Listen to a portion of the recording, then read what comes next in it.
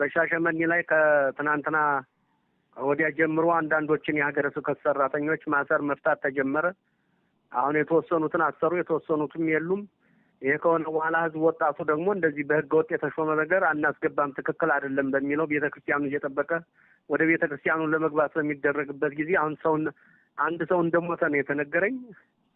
አንድ ሰው ሞቷል። የቆሰሉ አሉ። በእርግጥ ቁጥራቸውን ስለማይታወቅ አሁን በትክክል ለመንገር ስለሚያስቸግር እና አሁን ህዝቡም ችግር ውስጥ ነው ያለው፣ ሰራተኛውም ተበትኖ ነው ያለው እና እንደዚህ አይነቱን ችግር መንግስት ሊታደግ ይገባል፣ ኃይል ሊገባል።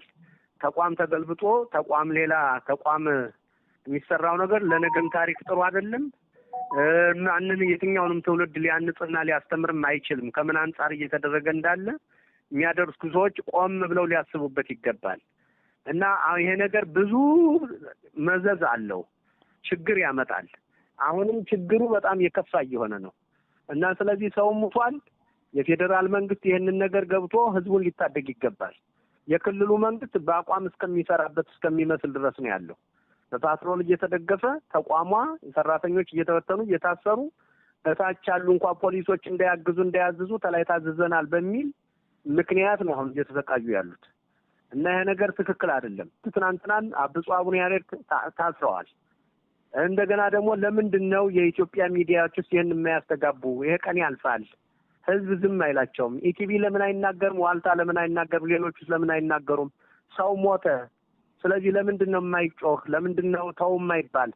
የፌዴራል መንግስት እነዚህ ህዝቦቹን ለምን አይታደግም? አሁንም ህዝቡን ይታደግ፣ ኃላፊነት አለበት። ተቋም እየፈረሰ ነው፣ ተቋምን የመጠበቅ ኃላፊነት አለበት። ሰላም እየደፈረሰ ነው፣ ጸጥታን የማስከበር ኃላፊነት አለበት። መንግስት ነው ከለላ መስጠት መቻል አለበት። ይሄ ነገር ካልሆነ ህዝቡም በጣም በኃይለኛ ሁኔታ ተቆጥቶ ነው ያለው። ወደ ከፋ ሁኔታ ነው ያለው። ወደ ከፋ ሁኔታ እየሄደ ነው ያለው። ወጣቱ እየታሰረ እየተደበደበ የመከራ እያየ ነው ያለው። አቁሙ ሊባል ይገባል፣ ተው ሊባል ይገባል፣ ይቁም ሊባል ይገባል። ይህንን ማንኛውም ኢትዮጵያዊ መናገር አለበት፣ ተው መባል አለበት፣ መጮህ አለበት፣ መነገር አለበት። የመናገር የመጮህ መብት አለን። ልጆቻችን እየሞቱ እኛም ዝም አንልም፣ እኛም እንሞታለን በዚህ መንገድ እና ይህንን የማያስቆም ከሆነ የከፋ ነገር ነው የሚሆነው። የከፋ የሚመለስ ነገርም አይደለም። ልጆቻችን አሁን እየተሰቃዩ ነው ያሉት፣ በሻሸመኔ ያሉ።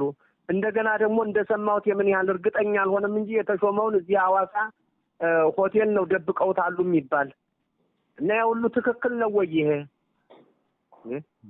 ይሄ አሁን የሐዋሳ ከተማ ሰላም የሆነ ከተማ ነው። እዚህ አምጥተውስ በህገ ወጥ የተሾመ የሚያስቀምጡ ይሄን ሰላማዊ ከተማ ለመበጥበጥ ነው ወይ?